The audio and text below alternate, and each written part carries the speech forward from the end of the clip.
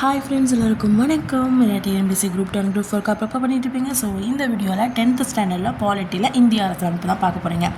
ஓகேங்களா? So start பண்ணிடலாம். First என்னென்ன டாப்பிக்லாம் இருக்கும்? முகவரி இருக்கும், அடிப்படை உரிமை, அடிப்படை கடமை, அப்புறம் குடியுரிமை, அரசு நெறிமுறைப்படுத்தும் கோட்பாடு, இந்த மாதிரி விஷயங்கள்லாம் இருக்கும். ஓகேங்களா? ஸோ ஃபர்ஸ்ட் என்ன பார்க்க போகிறோம் அப்படின்னா அறிமுகம் பார்க்க போகிறோம். ஓகேங்களா? ஒரு நாட்டுடைய நிர்வாகமானது எந்த அடிப்படை கொள்கைகளை சார்ந்து அமைஞ்சிருக்கோ அதை பிரதிபலிக்கக்கூடிய அடிப்படை சட்டம் தான் என்னது அப்படின்னா அரசியலமைப்பு. ஓகேங்களா? ஒரு நாட்டுடைய நிர்வாகமானது எந்த அடிப்படை கூறுகளை சார்ந்து இருக்குதோ, ஒரு நாடு இருக்குது. ஓகேங்களா? ஸோ அந்த நாட்டுடைய நிர்வாக பொறுப்பு இதெல்லாமே இருக்கும்ல, அது எதை பேஸ் பண்ணி இருக்குது, அதை பிரதிபலிக்கக்கூடிய சட்டம் தான் என்னது அப்படின்னா அந்த பேசிக் சட்டம் தான் என்னது அப்படின்னா அரசியலமைப்பு அப்படின்னு சொல்கிறாங்க. இது நாட்டுடைய முன்னேற்றத்திற்கு ஒரு அச்சாணி மாதிரி இருக்குது அப்படின்னு சொல்கிறாங்க. ஓகே, அதுதான், அதாவது ஒரு வண்டிக்கு அச்சாணி இல்லைன்னா அது ஓடாது. ஸோ அது மாதிரி தான் ஒரு நாடு நல்லபடியாக இயங்கணும் அப்படின்னா அதுக்கு அந்த இந்திய கான்ஸ்டியூஷன் அப்படிங்கிறது ஒரு அவசியம், சட்டங்கிறது ஒரு அவசியம் அப்படிங்கிற மாதிரி சொல்கிறாங்க. நெக்ஸ்ட்டு இந்த அரசியலமைப்பு கொள்கை அப்படிங்கிறது ஃபர்ஸ்ட் எந்த நாட்டில் தோன்றுச்சு அப்படின்னா அமெரிக்கா ஐக்கிய நாடுகளில், யுஎஸ்ஏல தோன்றுச்சு. நெக்ஸ்ட்டு இப்போது இந்த இந்திய இந்த கான்ஸ்டியூஷன் சொல்கிறாங்கல்ல, ஸோ அதுக்கான அவசியம் என்ன அப்படின்னு கேட்குறாங்க. அதுக்கான அவசியம் என்னென்ன இருக்குது அப்படின்னு பார்க்கலாம். ஃபர்ஸ்ட் என்னது அப்படின்னா எல்லா மக்களாட்சி நாடுகளுக்கும் அவங்களை நிர்வகிக்கிறதுக்காக ஒரு அரசியலமைப்பு சட்டம் இருக்குது. ஸோ அதனால் நம்ம நாட்டுக்கும் என்ன பண்ணுது அப்படின்னா அரசியலமைப்பு சட்டம் இருக்குது. நெக்ஸ்ட்டு குடிமக்கள், ஓகேங்களா, மக்கள் வாழ்கிறதுக்கு சில அடிப்படை கொள்கைகளை அவங்களுக்கு என்ன பண்ணுது, இந்த அரசியலமைப்பு கொடுக்குது. ஸோ அதனால் இது இந்திய அரசியலமைப்பு அப்படிங்கிறது அவசியம் அப்படிங்கிறாங்க. ஓகேங்களா? எல்லா மக்களாட்சி நாடுகளும் தங்களை நிர்வகிக்கிறதுக்காக ஒரு அரசியலமைப்பு சட்டத்தை வச்சுருக்கிறாங்க. ஸோ அதே மாதிரி நம்மளுடைய நாட்டுக்கும் என்ன ஆகுதுன்னா அரசியலமைப்பு சட்டம் இருக்குது. ஸோ அது மட்டும் இல்லாமல் குடிமக்கள் வாழ்கிறதுக்கு சில அடிப்படை, ஓகேங்களா, குடிமக்கள் வாழ்கிறதுக்கு சில அடிப்படை கொள்கைகளை என்ன பண்ணுது அப்படின்னா இந்த அரசியலமைப்பு என்ன பண்ணுது, வகுத்து கொடுக்குது. ஓகேங்களா? ஸோ இந்த பார்ட்ஸ் முடிஞ்சுட்டா. ஸோ அறிமுகம் பார்த்தோம். ஒரு நாட்டை நிர்வகிக்கிறதுக்கு அடிப்படை கொள்கைகள் அவசியம். ஸோ அதை பிரதிபலிக்கக்கூடிய சட்டம் தான் என்னது அரசியலமைப்பு சட்டம் அப்படின்னு சொல்கிறோம். ஸோ இது ஒரு அச்சாணி மாதிரிங்கிறாங்க. ஸோ அமெரிக்க ஐக்கிய நாடுகள்லேருந்து எடுத்துருக்கிறாங்க. எல்லா மக்களாட்சி நாடுகளும் தங்களை நிர்வகிக்கிறதுக்கு அரசியலமைப்பு அப்படிங்கிறது இருக்குது. ஸோ அதனால் நம்ம நாட்டுக்கும் என்ன இந்த மாதிரி அரசியலமைப்பு சட்டம் இருக்குது. ஸோ அது மட்டும் இல்லாமல் குடிமக்கள் வாழ்கிறதுக்கான சில அடிப்படை கொள்கைகளை என்ன பண்ணுது அப்படின்னா அந்த அரசியலமைப்பு இருக்குல்ல, ஸோ அது வகுத்து கொடுக்குது. ஓகேங்களா? ஸோ நெக்ஸ்ட் என்னது அப்படின்னா இந்திய அரசியலமைப்புடைய உருவாக்கம் சொல்லி பார்க்க போகிறோம். ஓகேங்களா? இந்திய அரசியலமைப்புடைய உருவாக்கம். ஸோ 1946 ஸோ அந்த டைமில் அமைச்சரவை தூதுக்குழு திட்டம், ஓகேங்களா, அந்த திட்டத்துக்கு கீழே தான் என்ன உருவாக்கப்பட்டுச்சு அப்படின்னா இந்திய அரசியல் நிர்ணய சபை அப்படிங்கிறது உருவாக்கப்பட்டுச்சு. ஓகேங்களா? அதில் யார் யார் இருக்கிறாங்கன்னு பார்க்கலாம். மாகாண பிரதிநிதிகள் 292. ஓகேங்களா? மாகாண பிரதிநிதிகள் எத்தனை? 292. சுதேச அரசுகளின் நியமன உறுப்பினர்கள் 93. இங்கே லாஸ்ட்டு 92 இருக்கா. ஸோ அதுக்கடுத்து 93, அதோட லாஸ்ட் என்னது 3. ஸோ அதுக்கு கீழே இருக்குது 1 அப்படி வச்சுக்கோங்க. ஸோ மாகாண முதன்மை ஆணையர்கள் சார்பில் 3, பலுச்சிஸ்தான் சார்பில் 1. ஸோ 389 உறுப்பினர்கள் இருந்தாங்க. ஓகேங்களா? ஓகே. ஸோ 1946 அமைச்சரவை தூதுக்குழு திட்டத்தின் கீழே இருக்கக்கூடிய இந்திய அரசு நிர்ணய சபையால் உருவாக்கப்பட்டது. இதில் மாகாண பிரதிநிதிகள் 292, சுதேச அரசுகள் நியமன உறுப்பினர்கள் 93, மாகாண முதன்மை ஆணையர்கள் 3 இருக்கா. ஸோ அப்போ 3 அப்படி கூட அமைச்சுக்கலாம். பலூன் 1 அமைச்சுக்கலாம். ஸோ பலுச்சிஸ்தான் சார்பில் 1. ஸோ ஆக மொத்தம் 389 உறுப்பினர்கள் இருந்தாங்க. ஸோ இந்த அரசியல் நிர்ணய சபையுடைய முதல் கூட்டம் எப்போ நடந்துச்சு அப்படின்னா 1946 டிசம்பர் 9 நடந்துச்சு. ஓகேங்களா? இது எப்படி வச்சுக்கலாம், 6 இருக்கா. ஸோ 6 திருப்பி போட்டால் என்னது உங்களுக்கு 9 அப்படின்னு வச்சுக்கலாம். தற்காலிக தலைவராக இருந்தது யார் அப்படின்னா டாக்டர் சச்சிதானந்த சின்ஹா. ஓகேங்களா? ஸோ அவர் மூத்த உறுப்பினராக இருக்கிறதுனால அவர் என்ன பண்ணியிருப்பாங்க, செலக்ட் பண்ணியிருப்பாங்க. ஸோ ஆனால் கூட்டத்தொடரில் என்ன பண்ணிருப்பார், இறந்திருப்பார். ஸோ அதனால் என்ன பண்ணுறாங்க அப்படின்னா அதோடைய நிர்ணய சபை, அந்த அரசியலமைப்புடைய நிர்ணய சபையின் தலைவராக யாரை தேர்ந்தெடுப்பாங்க அப்படின்னா ராஜேந்திர பிரசாத்தை தேர்ந்தெடுத்திருப்பாங்க. அதோடைய துணைத் தலைவராக இருக்கிறது யார் அப்படின்னா ஹெச்ஜி முகர்ஜி, விடி கிருஷ்ணமாச்சாரி. ஓகேங்களா? ஹெச்ஜி முகர்ஜி அப்புறம் விடி கிருஷ்ணமாச்சாரி. ஓகே, ராஜாவோட முகம் கிருஷ்ணர் முகம் மாதிரி இருக்குது அப்படின்னு ஞாபகம். ராஜாவோடைய முகம் கிருஷ்ணருடைய முகம் மாதிரி இருக்குது அப்படின்னு ஞாபகம். ஓகேங்களா? ஸோ நெக்ஸ்ட் என்னது அப்படின்னா கூட்டத்தொடர் பார்த்திங்க அப்படின்னா 11 அமர்வுகளாக நடந்திருக்கு. 164 நாட்கள் வந்து நடந்திருக்கு. ஸோ இதில் எத்தனை திருத்தங்கள் வந்து முன் வச்சுருக்காங்க அப்படின்னா 2473 திருத்தங்கள் வந்து முன் வச்சுருப்பாங்க. சில விஷயங்களை வந்து என்ன பண்ணியிருப்பாங்க, அக்செப்ட் பண்ணியிருப்பாங்க. ஸோ நிறைய, அதாவது பல்வேறு குழுக்கள் மூலமாக இந்த அரசியல் நிர்ணய சபை என்ன பண்ணும் அப்படின்னா இந்த கான்ஸ்டியூஷன் உருவாக்குறதுக்காக பிளான் போட்டிருக்கோம். ஓகேங்களா. ஸோ அதாவது இந்திய அரசியல் சட்டத்தை உருவாக்குறதுக்கான பணியை வந்து மேற்கொண்டிருக்கு. ஓகேங்களா. ஸோ நிறைய குழுக்கள் வந்து இருந்துச்சு. ஸோ நெக்ஸ்ட் வந்து பார்த்திங்க அப்படின்னா இது அகைன் ஒரு பார்த்தலாம். ஸோ 1946 அமைச்சரவை தூதுக்குழு திட்டத்துக்கு கீழே தான் இந்திய அரசியல் நிர்ணய சபையால் தான் இந்த இது உருவாக்கப்பட்டுச்சு. ஸோ அதில் எத்தனை உறுப்பினர்கள் சொல்லி பார்த்தோம். ஃபஸ்ட்டு வந்து மாகாண பிரதிநிதிகள், அதுக்கப்புறம் சுதேச அரசுகளின் நியமன உறுப்பினர்கள், அப்புறம் மாகாண முதன்மை ஆணையர்கள், அப்புறம் பலுச்சிஸ்தான் சார்பில். ஸோ டோட்டல் வந்து 389. அரசியல் நிர்ணய சபையுடைய முதல் கூட்டம் வந்து டிசம்பர் 9, 1946 வந்து நடந்துச்சு. ஸோ தற்காலிக தலைவராக இருந்தது யார் அப்படின்னா சச்சிதானந்த சின்ஹா.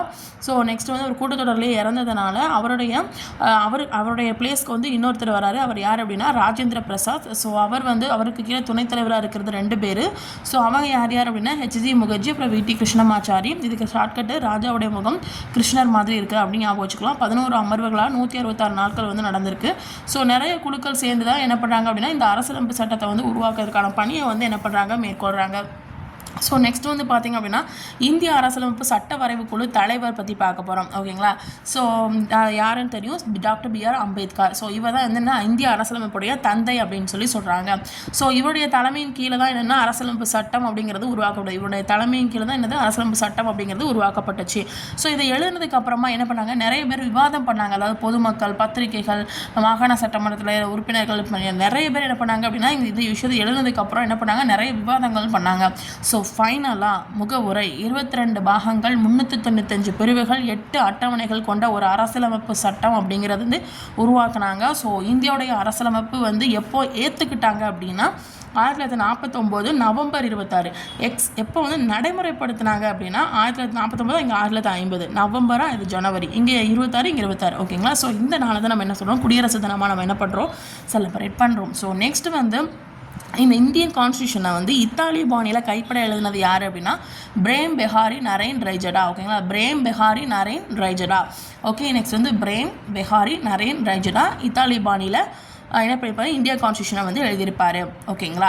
ஸோ நெக்ஸ்ட் வந்து என்னது அப்படின்னா இதோடைய சிறப்பு கூறுகள்னு சொல்லி பார்த்தீங்க அப்படின்னா ஃபர்ஸ்ட் வந்து இது வந்து என்னென்னா ரொம்ப மிக நீளமாக இருக்கும். அது மட்டும் இல்லாமல் இது எழுதப்பட்டது. ஓகேங்களா. மற்ற கான்ஸ்டியூஷனை கம்பேர் பண்ணும்போது, மற்ற நாடுகளுடைய கான்ஸ்டியூஷனை கம்பேர் பண்ணும்போது நம்ம நாட்டுடைய கான்ஸ்டியூஷன்ஸ் வந்து ரொம்ப நீளமாக இருக்கும். அதே மாதிரி எழுதப்பட்ட ஒரு அரசியலமைப்பாக இருக்கும். நெக்ஸ்ட்டு வந்து இதில் இருக்கக்கூடிய கருத்துக்கள் வந்து என்ன பண்ணுவாங்க அப்படின்னா வேறு நாட்டிலேருந்து என்ன பண்ணியிருப்பாங்க அப்படின்னா எடுத்திருப்பாங்க. ஓகேங்களா. ஸோ அதில் வந்து இது என்ன நெகிழும் தன்மையுடையதாகவும் இருக்கும், நெகிழாத்தன்மையுடையதாகவும் இருக்கும். அப்படின்னா என்னென்னா ஒரு சில விஷயங்களை சட்டங்களை வந்து என்ன பண்ணலாம் அப்படின்னா வேணும்னா அதில் வந்து என்ன பண்ணலாம், திருத்தங்கள் பண்ணலாம். ஆனால் ஒரு சில விஷயங்களை வந்து திருத்தங்கள் பண்ண முடியாது அப்படிங்கிற மாதிரி இருக்கும். நெக்ஸ்ட் வந்து இது வந்து கூட்டாட்சி முறை அரசாங்கமாக செயல்படுது. அதாவது மத்திய அரசு, மாநில அரசு ரெண்டுமே சேர்ந்து செயல்படுறதுனால இது வந்து என்ன சொல்கிறாங்கன்னா ஒரு கூட்டாட்சி அரசாங்கம் அப்படின்னு சொல்கிறாங்க. ஸோ நெக்ஸ்ட் வந்து பார்த்தீங்க அப்படின்னா இது வந்து ஒரு சமய சார்பட்ட நாடாகுது. ஓகேங்களா. இது எந்த ஒரு சமயத்தையும் சார்ந்து இது இருக்கிறது கிடையாது. ஸோ நெக்ஸ்ட் வந்து பார்த்திங்கன்னா சுதந்திரமான நீதித்துறையாக இருக்குது. ஓகேங்களா. நமக்கு வந்து எப்படி கொடுக்குதா, ஒரு சுதந்திரமான நீதித்துறையை வந்து கொடுக்குது. ஸோ 18 வயசு ஆகிடுச்சு அப்படின்னா எந்த ஒரு பாகுபாடு இல்லாமல் எல்லாரும் என்ன பண்ணலாம், ஓட்டுரிமை வந்து வழங்கலாம் அப்படின்னு சொல்லியிருக்கு. ஓகேங்களா. ஓட்டு வந்து பண்ணலாம் அப்படின்னு சொல்கிறாங்க. ஸோ அகைன் இந்த பேஜை பார்த்தலாம். Doctor B.R. அம்பேத்கர் இவர் வந்து இந்திய அரசியலமைப்புடைய தந்தைன்னு சொல்கிறாங்க. ஸோ இவருக்கு கீழே தான், இவருடைய தலைமையின் கீழே தான் என்னென்னா அரசியலமைப்பு சட்டம் அப்படிங்கிறது உருவாக்குனாங்க. ஸோ இதை எழுதி முடிச்சதுக்கப்புறம் பொதுமக்கள், பத்திரிகைகள், மாகாண சட்டமன்றம் இன்னும் நிறைய பேர் என்ன பண்ணாங்க, விவாதம் பண்ணாங்க. ஃபைனலாக முகவுரை வந்து 22 பாகங்கள், 395 பிரிவுகள், 8 அட்டவணைகள் கொண்ட அரசியலமைப்பு சட்டம் 1949 நவம்பர் 26 நடைமுறைக்கு வந்து ஏற்றுக்கொண்டாங்க. அதே 1950 ஜனவரி 26, அது நவம்பர் 26, இது ஜனவரி 26 என்ன பண்ணாங்க, நடைமுறைக்கு கொண்டு வந்தாங்க. இதுதான் என்ன சொல்கிறோம்னா குடியரசு தினமாக கொண்டாடுறோம். இதை இத்தாலிய பாணியில் எழுதுனது யார் அப்படின்னா, அதுவும் கைப்பட எழுதுனது யாருன்னா பிரேம் பெஹாரி நரேன் ரைஜடா. நெக்ஸ்ட் வந்து இது வந்து ஒரு எழுதப்பட்ட மிக நீளமான அரசியலமைப்பு. மற்ற நாடுகள்லேருந்து சிறப்பான கூறுகளை தேர்ந்தெடுத்து இதில் வந்து என்ன பண்ணியிருப்பாங்க, அரசியலமைப்பை எழுதியிருப்பாங்க. ஸோ நெகிழும் தன்மை, நெகிழாத்தன்மையுடையதாக இருக்கும். சமய சார்பற்ற நாடாக நமக்கு வந்து இருக்கும். நெக்ஸ்ட் வந்து சுதந்திரமான நீதித்துறையை கொடுக்குது. அதுக்கப்புறம் 18 வயசு ஆகிட்டுனா ஓட்டு போடுற உரிமையை வந்து கொடுக்குது. ஸோ நெக்ஸ்ட் வந்து பார்த்திங்க அப்படின்னா முகவுரை பிரேம்பிள் சொல்கிறாங்க. ஸோ அல்லது அரசியலமைப்பிற்கான அறிமுகம் அப்புறம் முன்னுரைன்னு சொல்கிறாங்க. ஸோ உள்ளடக்கம் சொல்லி பார்த்தீங்க அப்படின்னா என்னெல்லாம் இருக்குது அப்படின்னா இதோடைய அடிப்படை அரசியலமைப்புடைய பேசிக், அதாவது அடிப்படை கொள்கைகள் இருக்கும். அதோட நோக்கம் என்னது, இந்த புக்கு இருக்கிறதுக்கான நோக்கம் என்னது, இதோடைய லட்சியம் என்ன அப்படிங்கிற விஷயத்தை வந்து இந்த முகவரையில் மென்ஷன் பண்ணியிருப்பாங்க. நோக்கம், அதோடைய அடிப்படை கொள்கை, அதுக்கப்புறம் லட்சியம். இது வந்து என்ன சொல்கிறாங்கன்னா அரசியலமைப்புடைய திறவுகோல் அப்படின்னு சொல்கிறாங்க. இது அதாவது ஒரு வீடை ஓப்பன் பண்ணணும்னா ஃபஸ்ட்டு சாவி தேவைப்படும். ஸோ அது மாதிரி இந்த ஒரு புக், அந்த புக்கை ஓப்பன் பண்ணால் ஃபஸ்ட்டு என்ன இருக்கும், இந்த முகவரை வந்து ஒரு இதாக இருக்கும் அப்படின்னு சொல்கிறாங்க. ஸோ நெக்ஸ்ட் வந்து பார்த்திங்க அப்படின்னா 1947 ஜனவரி 22 இந்திய அரசியல் நிர்ணய சபையால் ஏற்றுக்கொள்ளப்பட்டது. இது வந்து எதன் அடிப்படையில் அப்படின்னா நேருடைய குறிக்கோள் தீர்மானத்தின் அடிப்படையில் தான் இந்த முகவரை வந்து அமைஞ்சிருக்கும். யாருடைய குறிக்கோள் தீர்மானத்தின் அடிப்படையில், நேருடைய குறிக்கோள் தீர்மானத்தின் அடிப்படையில் தான் இது வந்து என்ன பண்ணியிருப்பாங்க, இந்த இந்திய அரசியல் நிர்ணய சபையால் ஏற்றுக்கொள்ளப்பட்டது. எது அப்படின்னா இந்திய அரசியலமைப்பு சட்டம். ஆனால் இந்த முகவுரை வந்து யாருடைய குறிக்கோள் தீர்மானத்தினா நேருவின் குறிக்கோள் தீர்மானத்தின் அதன் அடிப்படையில் தான் இந்த முகவுரை வந்து அமைஞ்சிருக்கும். ஓகேங்களா. எப்போ வந்து இவங்க இந்திய அரசியல் நிர்ணய சபை வந்து ஏற்றுக்கிட்டாங்கன்னா 1947 ஜனவரி 22. ஓகேங்களா. 2 அப்படியே வச்சுக்கோங்க. ஜனவரியில் வந்து 1ஆவது மாதம், 2ங்கிறது 2ஆவது மாதம் அப்படியே வச்சுக்கோங்க. ஸோ நெக்ஸ்ட் வந்து 1976 42வது சட்ட திருத்தப்படி பார்த்தீங்க அப்படின்னா ஒரே ஒரு முறை வந்து என்ன பண்ணியிருப்பாங்க, முகவுரையை திருத்திருப்பாங்க. அது என்ன செஞ்சுருப்பாங்க அப்படின்னா ஒரு 3 சொற்களை வந்து என்ன பண்ணியிருப்பாங்க, சேர்த்துருப்பாங்க. அது என்ன சொற்கள்னு பார்த்தீங்க அப்படின்னா சமதர்மம், சமயச்சார்பின்மை, அப்புறம் ஒருமைப்பாடு. சமதர்மம், சமயச்சார்பின்மை, அதுக்கப்புறம் என்னது ஒருமைப்பாடு. இன்னொரு சொல்லலாம் சமதர்மம், சமயச்சார்பின்மை, ஒருமைப்பாடு. ஸோ நெக்ஸ்ட் வந்து என்ன, அதில் ஃபர்ஸ்ட் லெட்டர் என்ன கொடுத்துருப்பாங்க, இந்திய மக்களாகிய நாம் அப்படிங்கிற சொற்களோட தான் என்ன ஆகும் அப்படின்னா முகவரை வந்து ஸ்டார்ட் ஆகிருக்கும். ஸோ அதாவது இந்திய மக்களே இந்திய அரசனுடைய ஆதாரம் அப்படிங்கிறதுக்காக தான் சொல்கிறாங்க. ஸோ இந்தியா அதில் வந்து முக்கியமான ஒரு வேர்ட் கொடுத்துருப்பாங்க. ஸோ இந்தியா ஒரு இறையாண்மை மிக்க சமதர்ம சமயச்சார்பற்ற மக்களாட்சி, அதாவது மக்களாட்சியும் ஜனநாயக குடியரசு அப்படின்னு சொல்கிறாங்க. ஸோ நெக்ஸ்ட் வந்து இதோட நோக்கம் அப்படின்னு சொல்லி பார்த்தீங்க அப்படின்னா மக்கள் அனைவருக்கும் சமூக, பொருளாதார, அரசியல் நீதி வழங்குறது, அனைத்துலையும் பாதுகாப்பு வழங்குறது இதோடைய நோக்கமாக இருக்குது. ஸோ அகைன் பார்த்துடலாம். ஸோ பிரேம்பிள் அரசியலமைப்புடைய அறிமுகம் சொல்லலாம், இல்லை முன்னுரைன்னு சொல்லலாம். இதில் என்னென்னலாம் இருக்குது அப்படின்னா உள்ள அடங்கி இருக்குது அப்படின்னா அரசியலமைப்புடைய அடிப்படை கொள்கைகள் இருக்கும், நோக்கம் இருக்கும், லட்சியம் இருக்கும். இது அரசியலமைப்புடைய திறவுகோல் சொல்கிறாங்க. எப்போ வந்து அரசியல் நிர்ணய சபை ஓகே நம்ம பண்ணலாம் அப்படின்னு சொன்னாங்க அப்படின்னா ஜனவரி 22 1947. ஸோ நெக்ஸ்ட் வந்து நேருடைய குறிக்கோள் தீர்மானத்தின் அடிப்படையில் தான் என்ன பண்ணாங்க, இந்த முகவரை அமைஞ்சிருக்கும். ஒரே ஒரு முறை 1976 42வது சட்ட திருத்தத்தின்படி என்ன பண்ணியிருப்பாங்க அப்படின்னா ஒரே ஒரு முறை திருத்தம் பண்ணியிருப்பாங்க. அது என்ன சொற்கள் சேர்த்திருப்பாங்க அப்படின்னா சமதர்மம், சமயச்சார்பின்மை, ஒருமைப்பாடு அப்படின்னு சேர்த்திருப்பாங்க. இந்திய மக்களாகிய நாம் அப்படிங்கிற வார்த்தை தான் அதில் மென்ஷன் பண்ணியிருக்கோம் ஃபர்ஸ்ட். ஸோ இதுக்கு என்ன அர்த்தம் அப்படின்னா மக்கள் தான், அதாவது இந்திய மக்களாகிய நாம தான் இதற்கான சான்று அப்படின்னு சொல்கிறாங்க. ஸோ நெக்ஸ்ட் வந்து என்ன, இறையாண்மை மிக்க சமதர்ம சமயச்சார்பற்ற ஜனநாயக குடியரசு அல்லது மக்களாட்சி குடியரசுன்னு சொல்லி அந்த முகவரையில் மென்ஷன் பண்ணியிருக்கோம். இதோடைய நோக்கம் என்னது அப்படின்னா குடிமக்கள் அனைவருக்கும் சமூக, பொருளாதார, அரசியல் நீதி என அனைவருக்கும் பாதுகாப்பு வழங்குறது தான். அந்த இதுலேயும் பாதுகாப்பு வழங்குறது தான் இதோடைய முக்கிய நோக்கமாக இருக்குது. அப்போ நோக்கம் கேட்டாங்கன்னா இதுதான். ஓகேங்களா. ஸோ நெக்ஸ்ட் வந்து என்னது அப்படின்னா 7, 8, 9 அதாவது 1989 ஃப்ரெஞ்சு புரட்சி வந்து நடந்திருக்கு. ஸோ அதில் வந்து ஒரு மூணு இது வந்து முக்கிய முழக்கமாக இருந்துச்சு. அது என்னது அப்படின்னா சுதந்திரம், சமத்துவம், சகோதரத்துவம். ஸோ இது வந்து ஒரு முக்கிய முழக்கமாக இருந்துச்சு. ஸோ இதை வந்து என்ன பண்ணுறாங்க அப்படின்னா இந்த 3 வார்த்தையை முகவரையில் என்ன பண்ணியிருப்பாங்க, இம்பார்ட்டன்ஸ் கொடுத்துருப்பாங்க. ஸோ இப்போ குடியுரிமைன்னு சொல்லி பார்த்தீங்க அப்படின்னா இப்போ சிட்டிசன் அப்படின்னு சொல்லியிருக்கா. ஸோ சிட்டிசன்னா எதுலேருந்து வந்துச்சு அப்படின்னா சிவிஸ் அப்படிங்கிற லத்தீன் சொல்லியிருந்து தான் வந்துச்சு. ஸோ இதுக்கு மீனிங் என்னது அப்படின்னா ஒரு நகர அரசியல் வசிப்பவர் அப்படின்னு சொல்கிறாங்க. ஸோ இந்திய அரசியலமைப்பு பார்த்தீங்க அப்படின்னா இந்தியா முழுவதும் ஒரே மாதிரியான ஒற்றை குடியுரிமை வந்து கொடுக்குது. ஓகேங்களா. ஸோ நெக்ஸ்ட் வந்து பார்த்தீங்க அப்படின்னா இப்போ குடியுரிமை இப்போ எப்படி வச்சுக்கலாம், கு டி 2 எழுத்து இருக்கா. ஸோ அப்போ பகுதி 2. ஓகேங்களா. கு டி யு ரி மை 5 இருக்கா. ஸோ அப்போ 5 to 11. ஓகேங்களா. ஸோ குடியுரிமை பற்றி சொல்கிறாங்க. ஸோ குடியுரிமை சட்டம் பார்த்தீங்க அப்படின்னா இப்போ குடியிருக்கணும் அப்படின்னா நம்ம 5 தான் குடியிருப்போம். அப்போ குடியுரிமை சட்டம் 1955. ஸோ நெக்ஸ்ட் வந்து இந்திய அரசியலமைப்பு சட்டம் நடைமுறை வந்த பின்பு 1955 வந்து குடியுரிமை சட்டம் வந்து விளக்குது. நெக்ஸ்ட் வந்து குடியுரிமை இதில் வந்து என்ன சொல்கிறாங்கன்னா குடியுரிமை பெறுதல், குடியுரிமை இழத்தல், இந்த மாதிரி விஷயங்கள்லாம் பார்த்துருப்பீங்க, டீட்டெயில்ஸாக எடுத்து பார்ப்பீங்க. ஸோ அரசியலமைப்பு சட்ட திருத்தம் வந்து கிட்டத்தட்ட 9 முறை என்ன பண்ணியிருப்பாங்க அப்படின்னா திருத்தம் பண்ணியிருப்பாங்க.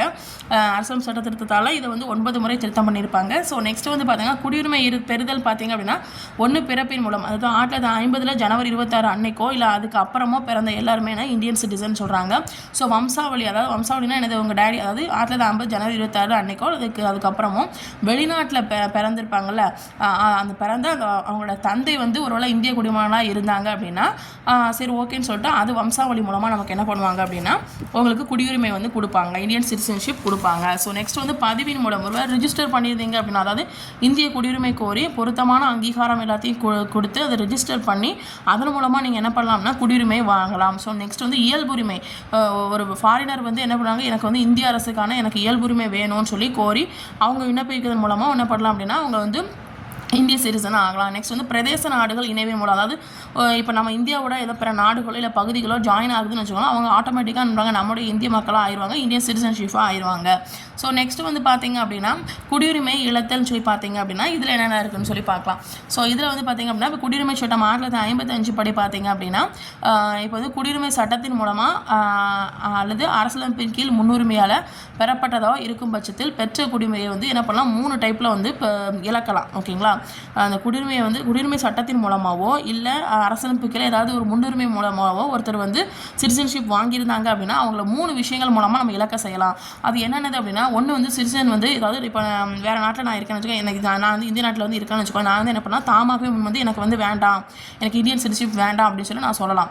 இல்லைன்னா வேற ஒரு நாட்டில் குடியுரிமை பெறும்போது நான் வந்து இல்லை நான் வந்து வேற ஒரு நாட்டில் போய் எனக்கு வந்து சிட்டிசன்ஷிப் வாங்கிட்டேன் அப்படின்னா இங்கே உள்ள இந்திய நாட்டுடைய சிட்டிசன்ஷிப் வந்து என்ன ஆயிரும் ஆட்டோமேட்டிக்காக முடிவுக்கு வந்துடும். ஸோ நெக்ஸ்ட் வந்து இயல்புரியின் மூலமாக குடிமை பெற்ற ஒரு குடிமகனோ இல்லை யாரோ ஒருத்தவங்க வந்து மோசடி செஞ்சா இல்லை ஏதாவது தவறான பிரதிநிதித்துவம் செஞ்சுருந்தாலோ இல்லை உண்மையை மறைச்சி ஏதாவது இது பண்ணியிருந்தாலோ அல்லது எதிரி நாட்டோட வாணிகம் செஞ்சுட்டு இருந்தாலோ 2 வருஷத்துக்கு வந்து சிறை தண்டனை வந்து பெறுவார். அது மட்டும் இல்லாமல் நடுவண் அரசு வந்து அதை வந்து பார்த்தாங்க அப்படின்னா குற்றம் புரிஞ்சவர் வந்து என்ன பண்ணாங்க, அவரை குற்றம் புரிந்தவர் அப்படின்னு சொல்லி ஓகேன்னு சொல்லிட்டு என்ன பண்ணாங்க, இவர் குற்றம் புரிந்தவர் தான் தப்பானவர் தான் அப்படின்னு சொல்லி முடிவு பண்ணாங்க அப்படின்னா அவரோட சிட்டிசன்ஷிப் வந்து ஆட்டோமேட்டிக்காக என்ன ஆயிரும் அப்படின்னா இலக்க வச்சுருவாங்க. ஸோ நெக்ஸ்ட் வந்து பார்த்தீங்க அப்படின்னா அடிப்படை உரிமை. குடியுரிமை சட்டம் அப்படிங்கிறது வந்து உங்களுக்கு வந்து 1955. ஓகேங்களா, ஸோ இப்போ வந்து பேஜ் நம்பர் மாறிட்டு. ஸோ நெக்ஸ்ட் வந்து என்ன அடிப்படை உரிமை. ஸோ இது வந்து உரிமையில் உரிமை 3 எழுத்து இருக்கா. ஸோ இப்போ பகுதி 3 12 35 வரைக்கும். ஸோ இதுக்கு முன்னாடி என்ன பார்த்தோம் 5 11 வரைக்கும் வந்து உங்களுக்கு இருந்துச்சு. ஸோ நெக்ஸ்ட் வந்து அடிப்படை உரிமை அப்படிங்கிறது வந்து 12 35 வரைக்கும். ஸோ இது பார்த்தீங்க அப்படின்னா இது வந்து அமெரிக்க ஐக்கிய நாடுகளுடைய அரசியலமைப்போட அவங்களுடைய அடிப்படை உரிமைகளை அதிலிருந்து தான் ஃபாலோ பண்ணி எடுத்துருக்கிறாங்க. ஸோ நெக்ஸ்ட் வந்து ஃபர்ஸ்ட் வந்து 7 அடிப்படை உரிமை வந்து நம்மக்கிட்ட இருந்துச்சு.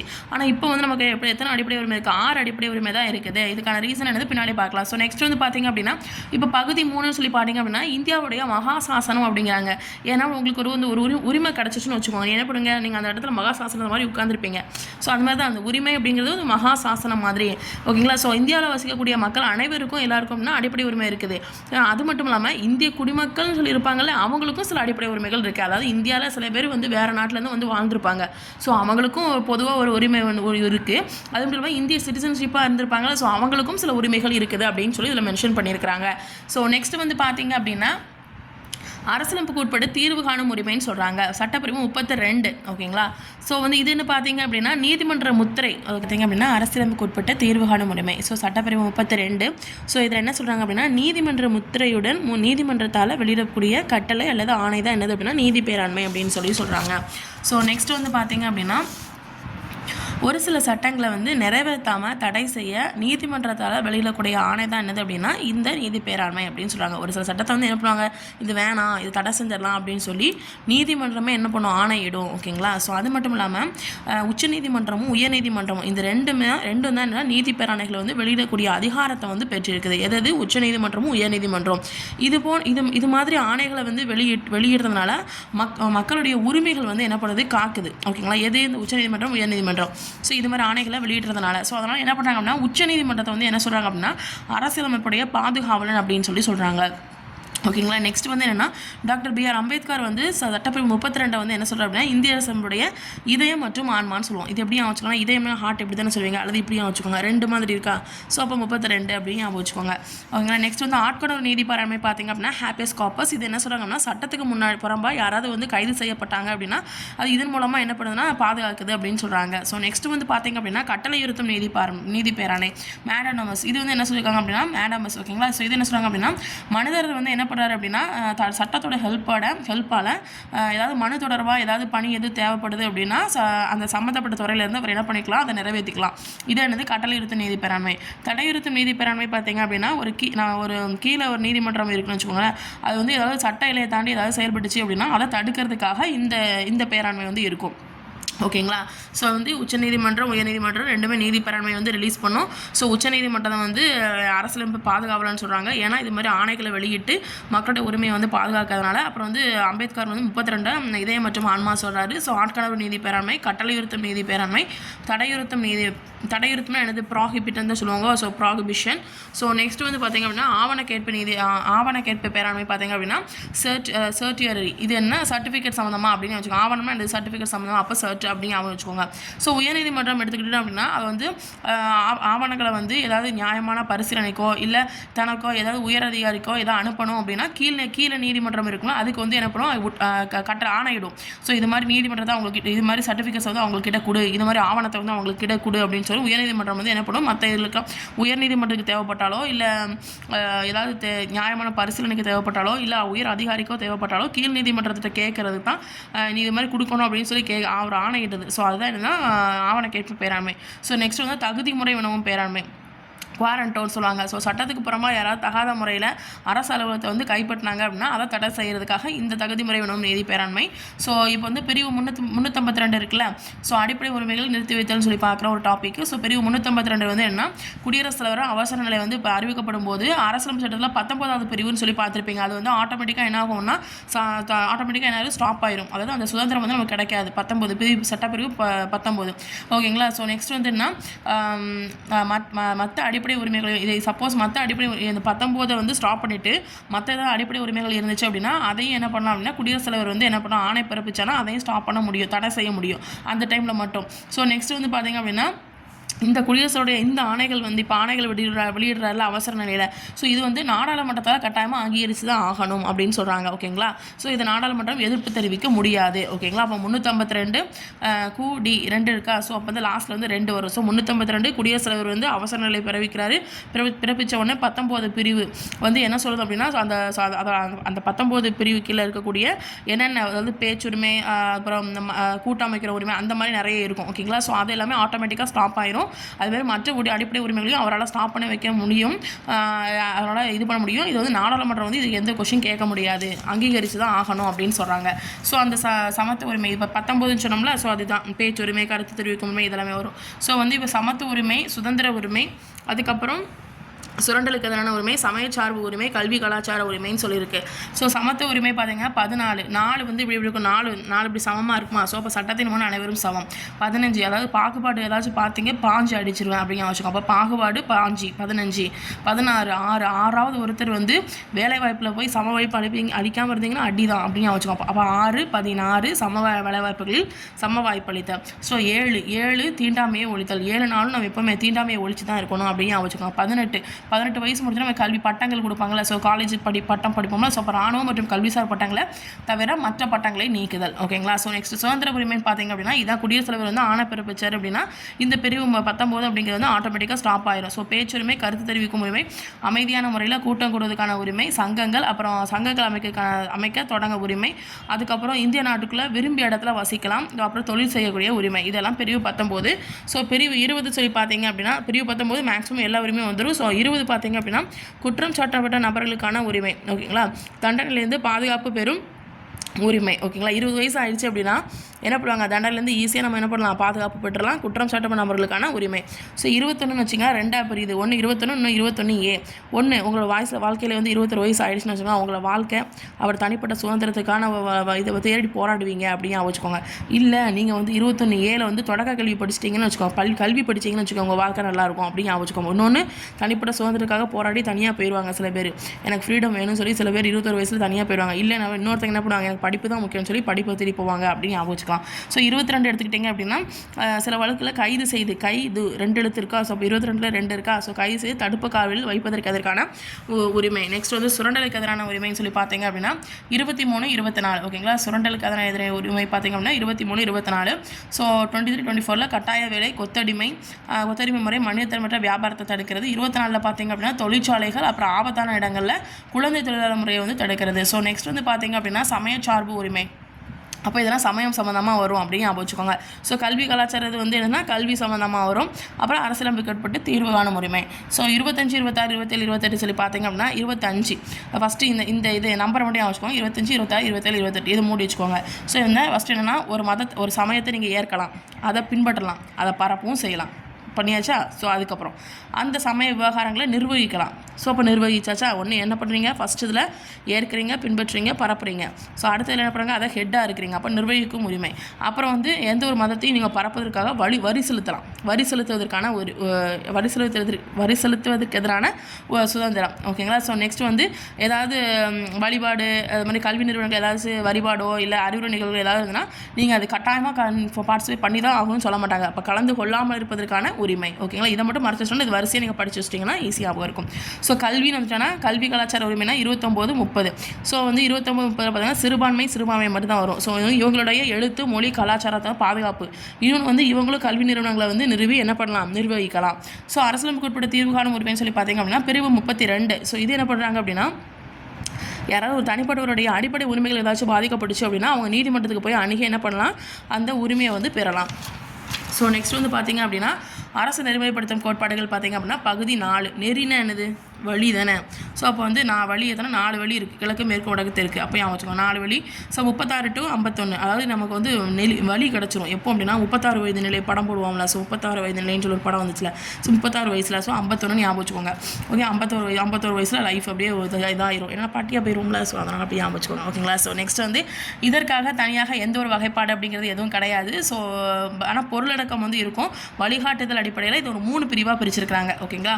பொருளடக்கம் மற்றும் வழிகாட்டுதல் அடிப்படையில் 3 பிரிவாக பிரிச்சிருக்காங்க. ஒன்று சமதர்மம், இன்னொன்று காந்தியா, அப்புறம் தாராளம். சமதர்மம், காந்திய, தாராளம். இப்போ இந்த கொள்கைகளை வந்து நீதிமன்றத்தால் வலுக்கட்டாயமாக செயல்படுத்த முடியாது.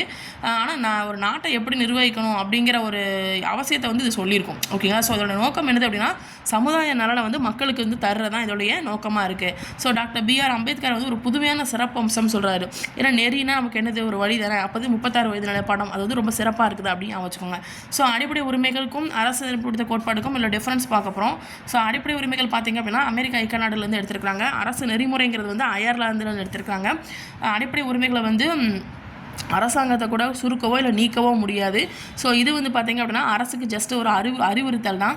இந்த அடிப்படை உரிமைகள் பார்த்திங்கன்னா நீதிமன்ற சட்டத்தால் செயல்படுத்த முடியும்.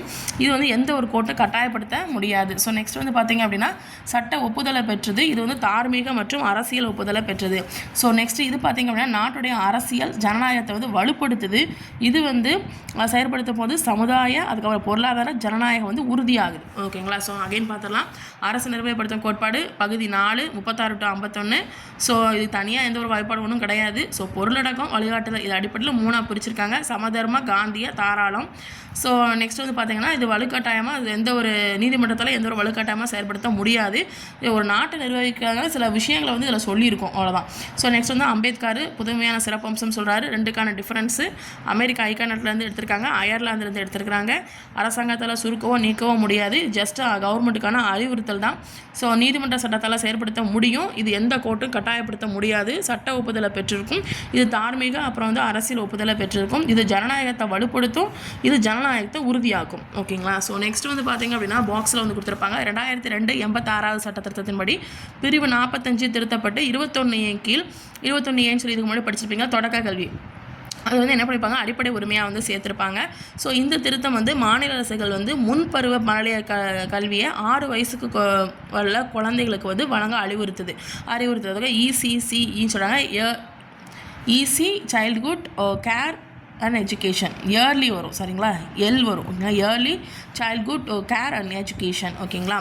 ஸோ 2002 86வது சட்ட திருத்தம் 45 திருத்தப்பட்டு 21 ஏங்கில் தொடக்க கல்வி அடிப்படை உரிமையாக சேர்த்துருப்பாங்க. ஓகேங்களா, 45 திருத்தி 21 ஏங்கில் தொடக்க கல்வி வந்து அடிப்படை உரிமையாக சேர்த்துருப்பாங்க. ஸோ நெக்ஸ்ட் வந்து பார்த்திங்கன்னா அடிப்படை கடமைகள் சொல்லி பார்த்தீங்க அப்படின்னா கடமை ஆற்றணும். நம்ம ரஷ்யா இருந்தால் கூட நம்ம வந்து என்ன பண்ணணும், கடமை ஆற்றணும். இப்போ ரஷ்யா என்னது, ரஷ்யா அதாவது சோவியத் யூனியன் சொல்லுவாங்க, USSRன்னு சொல்லுவாங்க. ஸோ இது இதோட இவங்க நாட்டுடைய அரசியலமைப்பு தாக்கத்தால் தான் நம்ம அடிப்படை கடமைகள் வந்து நம்ம அதை வந்து ஃபாலோ பண்ணியிருக்கோம். ஸோ 1976 அமைக்கப்பட்ட சர்தார் ஸ்வரன் சிங் கமிட்டி வந்து சட்டத்திட்டம் வந்து செய்ய பரிந்துரை செஞ்சிச்சு. ஓகேங்களா, ஸோ இப்போ கடமை, நம்ம நகை வாங்குறது நம்மளுடைய கடமை. அதுவும் வரன்னா நீங்கள் இந்த சவரன் சொல்லுவாங்கள்ல, ஸோ அப்போ வந்து அந்த சவரன் வாங்குறது நம்மளோட கடமை அப்படின்னு வச்சுக்கோங்க. 1976 வாரத்தில் 7 நாள்னா 6 நாளும் நம்ம வாங்குவோம் அப்படின்னு வச்சுக்கலாம். ஸோ 1976 42 சட்டத்திட்டம் அரசியலமைப்பில் வந்து சில குடிமக்களுடைய பொறுப்புகள் வந்து குடிமக்களுடைய கடமைகள் இதெல்லாமே இந்த குடிமக்களுடைய பொறுப்புகள் வந்து கொடுத்துருப்பாங்க. இதை தான் என்ன சொல்லுவாங்கன்னா குடிமக்களுடைய கடமைகள்னு சொல்லுவாங்க. ஸோ இப்போ 4A சொல்லி இருக்குது. ஸோ இதில் வந்து புதுசாக ஒரு இதை ஆட் பண்ணியிருப்பாங்க. ஸோ அது என்னது அப்படின்னா 51A அப்படிங்கிற இப்போ 51ஏன்னு சொல்லி ஒரு பிரிவு வந்து இருக்குது. இது எதுனா 11 அடிப்படை கடமைகளை வந்து சொல்லியிருக்கோம். ஓகேங்களா, 4ஏன்னு சொல்லி இது வந்து என்னது, அரசு நெறிமுறைப்படுத்தும் 4 தானே. ஸோ இது வந்து 4ஏன்னு சொல்லி இன்னொன்று இதை ஆட் பண்ணியிருக்காங்க. அது என்னது அப்படின்னா அதுக்கு கீழே ஒரு 51ஏன்னு சொல்கிறாங்க. இதில் ஒரு 11 அடிப்படை கடமைகள் வந்து இருக்கும். அது என்னென்ன கடமைகள்னு பாருங்கள். 1 மதித்தல், என்னென்னா அரசியலமைப்பு கொள்கையோ இல்லை நிறுவனங்களோ இல்லை கொடியோ தேசிய கொடியோ தேசிய கீதத்தோ நம்ம வந்து மதித்து நடக்கணும். அப்புறம் போற்றி வளர்த்தல், சுதந்திர நாட்டுக்காக நிறைய தூண்டுகோலாக அமைந்த நிறைய உயரிய நோக்கங்கள் இதெல்லாம் இருக்கும்ல, அந்த நோக்கங்களை எல்லாத்தையும் நம்ம என்ன பண்ணணும், போற்றி வளர்க்கணும், பாதுகாக்கணும். எதை அப்படின்னா இறையாண்மை, ஒற்றுமை, ஒருமைப்பாடு இதெல்லாத்தையும் பாதுகாப்பு. அப்புறம் வந்து தேச பாதுகாப்புக்காக ஏதாவது உங்களை வந்து போராட கூப்பிட்டாங்கன்னா நீங்கள் போகணும். நெக்ஸ்ட் வந்து என்னென்னா சமயம், மொழி, பிராந்திய பகுதி சார்ந்த இந்த வேறுபாடுகள் எல்லாத்தையும் என்ன பண்ணணும், மறக்கணும். பெண்களை வந்து தரக்குறைவாக நினைக்கக்கூடாது. ஓகேங்களா, பெண்களோட கண்ணியத்தை காக்கிற விதமாக நம்ம ஒரு எண்ணத்தை வந்து மேம்படுத்தணும். ஸோ மக்கள் வந்து அனைவருடைய சகோதரத்துவத்துடன் வாழணும். நெக்ஸ்ட்டு வந்து பாரம்பரிய கலாச்சாரத்தை மதித்து பாதுகாக்கணும். ஸோ இயற்கை சுற்றுச்சூழல் இதெல்லாத்தையும் பாதுகாத்து மேம்படுத்தி அவங்களுக்கான சூழலை வந்து நம்ம ஏற்படுத்தி கொடுக்கணும். அப்புறம் வந்து அறிவியல் கோட்பாடு, மனிதநேயம், ஆராய்ச்சி, மனப்பான்மை இது எல்லாத்தையும் வந்து இன்னும் கொஞ்சம் சீர்திருத்தம் பண்ணி இன்னும் கொஞ்சம் டெவலப் பண்ணணும். எந்த ஒரு வன்முறையோ எந்த ஒரு வன்முறை இல்லாமல் பொது சொத்தை பாதுகாக்கணும். தனிப்பட்ட இது கூட்டு செயல்பாடுகள் என அனைத்து செயல்பாடுகளையும் சிறந்தவற்றை நோக்கி அதை செயல்பட்டு தேசத்தோட நிலையான உயர்ந்த முயற்சிக்காகவும் இல்லை சாதனைக்காகவும் நம்ம என்ன பண்ணணும், உழைக்கணும். இதெல்லாம் சொல்லியிருக்காங்க. ஸோ ஏஜ் இப்போ 6 to 14 வயசில் உள்ள குழந்தைங்களை வந்து கல்வி பெறும் வாய்ப்பை வந்து கொடுத்துருக்குறாங்க. அது எந்த சட்ட திருத்தம் பார்த்திங்கன்னா 2002 86வது சட்ட திருத்தம் 51A அதில் வந்து சொல்லியிருக்காங்க. 11வது அடிப்படை கடமையாக வந்து அறிமுகம் பண்ணியிருக்காங்க. ஸோ குடிமக்கள் வந்து அதாவது அந்த குழந்தையோட பேரண்ட் வந்து சில்ட்ரன்ஸ் அனைவருக்கும் கல்வி வாய்ப்பை ஏற்படுத்தி கொடுக்கணும் அப்படிங்கிறதுக்காக சொல்லியிருக்கிறாங்க. ஓகேங்களா, ஸோ இதுதான் அந்த அடிப்படை கடமைகளுடைய 11 இது இருந்திருக்கும். ஸோ அதோடைய பட்டியல் இதுதான்.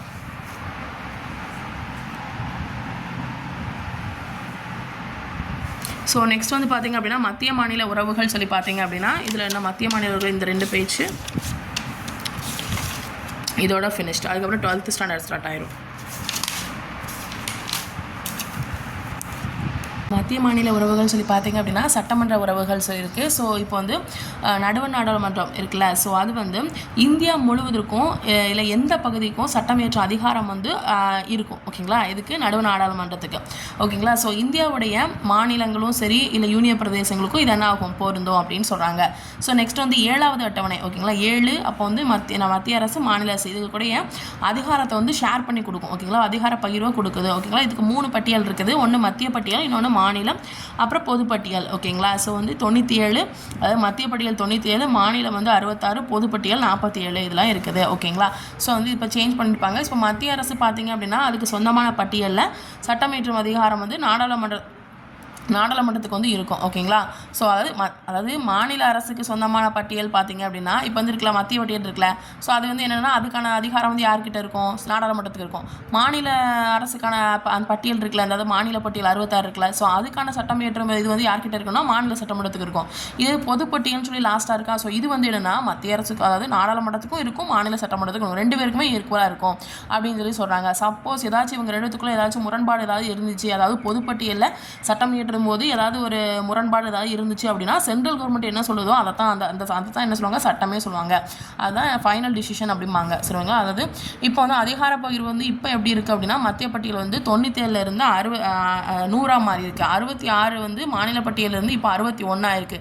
ஸோ இதுலேருந்து என்ன பண்ணியிருப்பாங்க, எடுத்திருப்பாங்க 5 துறை எடுத்து பொதுப்பட்டியலில் சேர்த்துருப்பாங்க. 52 ஆயிருக்கும். அதாவது 47லேருந்து இங்கே 52 ஆயிருக்கும். ஓகேங்களா, அது என்னது அப்படின்னா இப்போ 1976 42வது சட்ட திருத்தத்தின்படி மாநில பட்டியல் இருக்குல்ல, இதுலேருந்து 5 துறையை இதில் கொண்டு போயிருக்காங்க.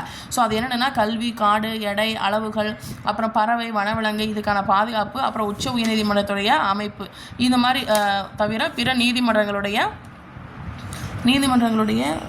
நீதி நிர்வாகம் இது எல்லாத்தையும் வந்து இதில் சொல்லியிருக்கு. ஓகேங்களா, உச்ச உயர்நீதிமன்றத்தை அமைப்பை தவிர மற்ற நீதிமன்றத்துடைய நீதி நிர்வாகம் இது எல்லாத்தையும் வந்து இந்த இதிலிருந்து அந்த 5 பிரிவு எடுத்து 5 துறை எடுத்து இதில் சேர்த்துருக்காங்க. ஓகேங்களா. ஸோ நெக்ஸ்ட் வந்து பார்த்திங்க அப்படின்னா நிர்வாக உறவுகள்னு சொல்லி பார்த்தீங்க அப்படின்னா ஒரு மாநில அரசின் நிர்வாக அதிகாரம் அப்படிங்கிறது அதன் சொந்த மாநிலத்தில் மட்டும்தான் இருக்கும். ஓகேங்களா, இப்போ ஒரு மாநில அரசு இருக்குன்னு வச்சுக்கோங்களேன், அதுக்கான நிர்வாகம் இருக்குமோ அந்த மாநிலத்தில் மட்டும்தான் இருக்கும். ஓகேங்களா, அந்த மாநிலத்தில் மட்டுமே தனக்கான சட்டம் இயற்றும் தகுதியும் அதுக்கு வேற மாநிலத்தில் போய் என்ன பண்ணணும், சட்டம் இயற்ற முடியாது. ஓகேங்களா, நடுவண் அரசும் பிரத்யோக நிர்வாக அதிகாரம் இதே மாதிரி இருக்குது அப்படின்னு சொல்கிறாங்க. ஸோ நெக்ஸ்ட் வந்து பார்த்தீங்க அப்படின்னா நாடாளுமன்றம் தொடர்பான விஷயங்களை சட்டம் இயற்ற சிறப்பு அதிகாரம் வந்து இருக்குது. ஓகேங்களா. ஸோ நெக்ஸ்ட் வந்து மாநில அரசுகள் செய்து கொள்ளும் உடன்படிக்கை, அதுக்கப்புறம் ஒப்பந்தங்களை அங்கீகரிக்கிறது, இது எல்லாமே வந்து சென்ட்ரல் கவர்மெண்ட்டோடைய இது வந்து இருக்கும். ஓகேங்களா, சென்ட்ரல் கவர்மெண்ட் வந்து என்னென்ன நிர்வாகம் அமைப்பு அப்படின்னா ஒன்று வந்து நாடாளுமன்றம் தொடர்பாக ஏதாவது விஷயத்தில் சட்டம் இயற்றும்னா அந்த அதிகாரம் சென்ட்ரல் கவர்மெண்ட்டுக்கு தான் இருக்குது. ஸோ மாநில அரசுகள் வந்து ஏதாச்சும் உடன்படிக்கை செய்தோம் அப்படின்னா அந்த இது வந்து சென்ட்ரல் கவர்மெண்ட்டுக்கு இருக்குது அந்த உரிமை. ஸோ நெக்ஸ்ட் வந்து ஒப்பந்தங்கள் ஏதாவது இருந்துச்சுன்னா அதை அங்கீகரிக்கிறது சென்ட்ரல் கவர்மெண்ட் தான்.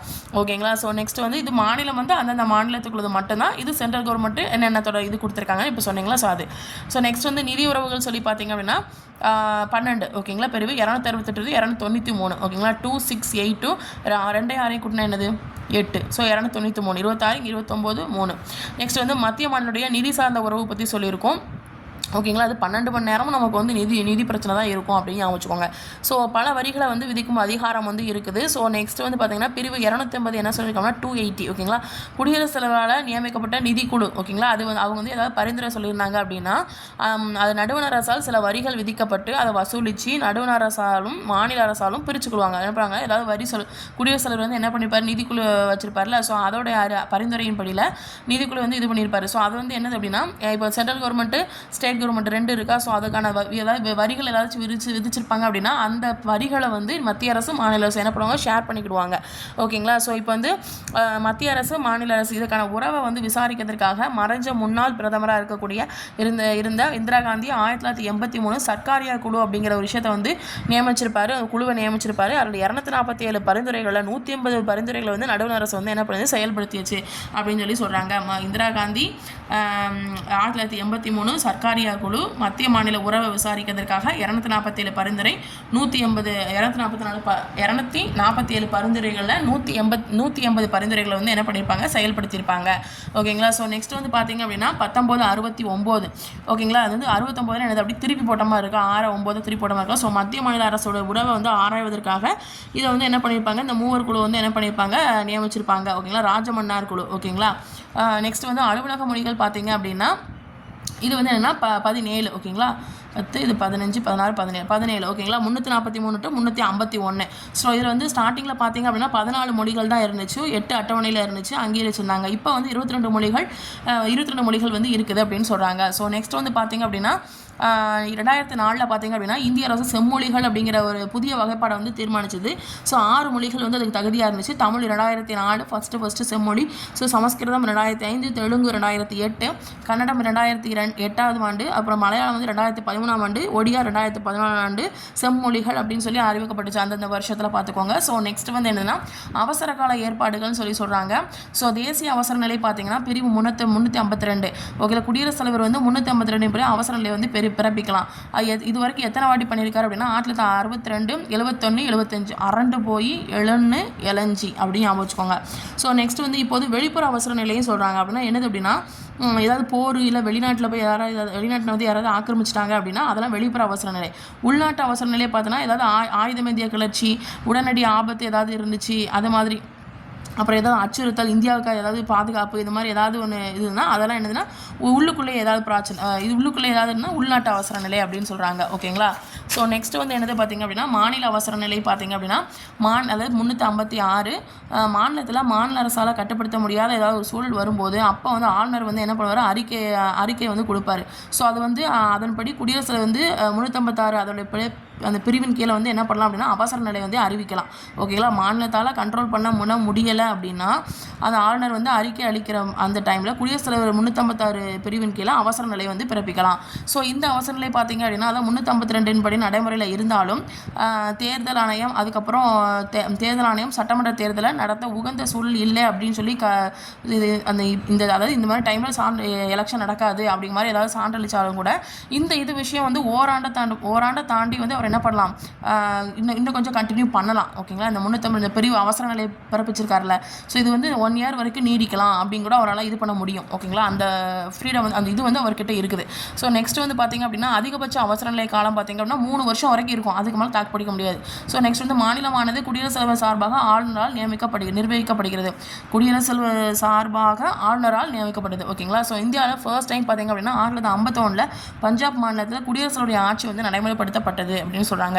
இப்போ நிதி சார்ந்த அவசர நிலை பார்த்திங்கன்னா 360 டிகிரி நமக்கு நிதி சார்ந்த பிரச்சனை வருது அப்படின்னு ஞாபகம்.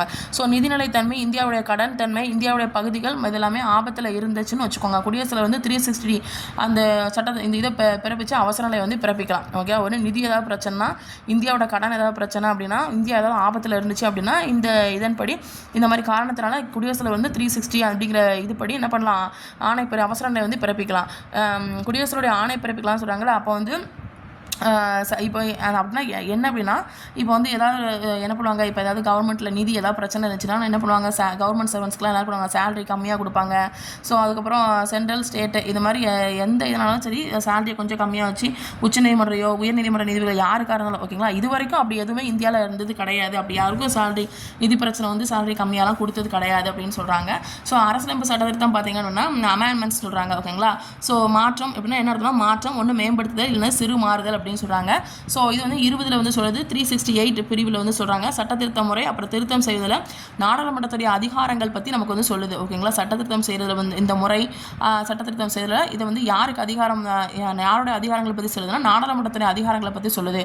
ஸோ அதோட வழிமுறைகள் சொல்லி பார்த்தீங்க அப்படின்னா, இப்போ வந்து நாடாளுமன்றத்தில் 2 அவை இருக்குது அப்படி தானே.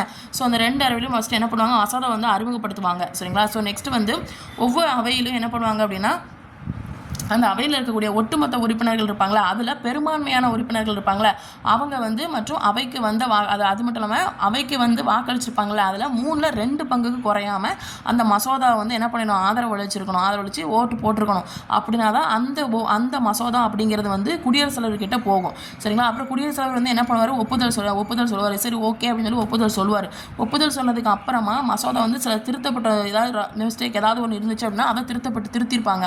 ஸோ அதில் வந்து என்ன அரசியலமைப்பில் ஃபைனலாக என்ன பண்ணுவாங்க, அரசியலமைப்பில் வந்து அக்செப்ட் பண்ணிப்பாங்க. சில திருத்தங்கள் பண்ணி என்ன பண்ணுவாங்க, அரசியலமைப்பில் அக்செப்ட் பண்ணுவாங்க.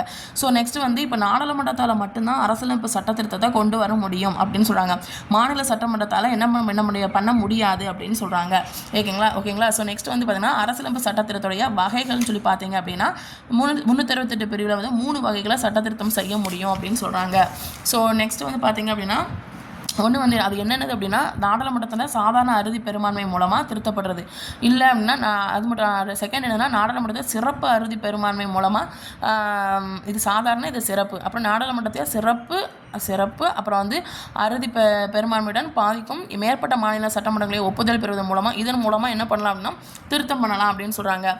ஸோ நெக்ஸ்ட் வந்து பார்த்திங்கன்னா 42வது திருத்தம் பார்த்திங்கன்னா சிறு அரசியலமைப்புன்னு சொல்கிறாங்க. ஓகேங்களா, ஏன்னா அதில் நிறைய திருத்தம் பண்ணியிருப்பாங்க. அதனால் சிறு அரசியலமைப்பு கிட்டத்தட்ட ஒரு சிறு கான்ஸ்டியூஷன் மாதிரி இருக்கும் அப்படின்னு சொல்கிறாங்க.